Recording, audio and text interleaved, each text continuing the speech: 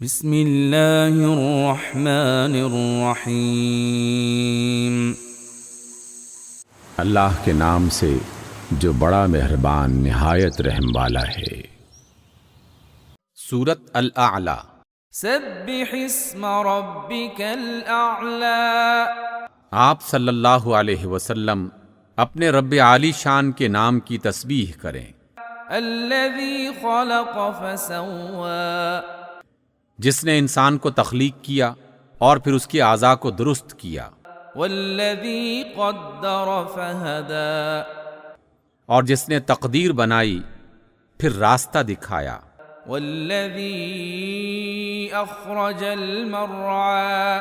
اور جس نے چارہ نکالا فجعلہ غثاء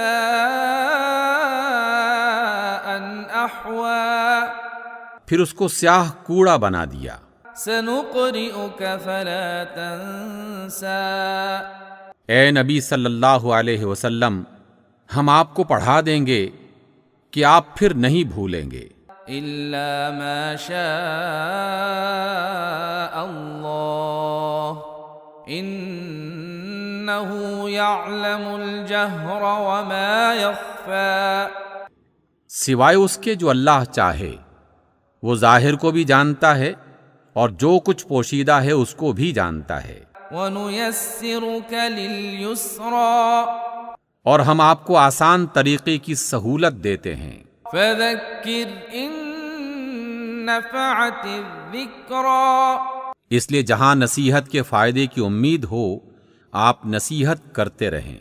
سَيَذَّكَّرُ مَن يَخْشَىٰ۔ جو شخص خوف رکھتا ہے وہ نصیحت قبول کر لے گا۔ وَيَتَجَنَّبُهَا الْأَشْقَىٰ۔ اور جو اس سے گریز کرے گا وہ انتہائی بدبخت ہوگا۔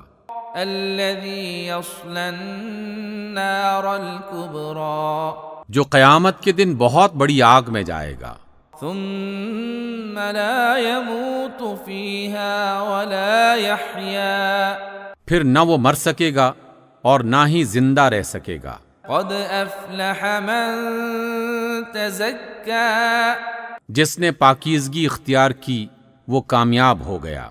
وذکر اسم ربہ فصلی۔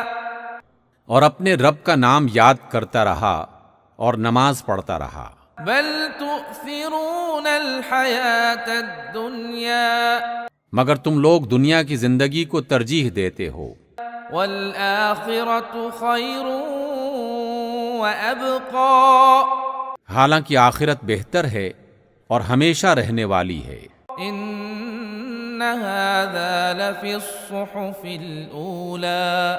یہی بات پہلے سے آئے ہوئے صحیفوں میں بھی کہی گئی تھی۔ صُحُفِ إِبْرَاهِيمَ وَمُوسَىٰ۔ ابراہیم اور موسیٰ کے صحیفوں میں۔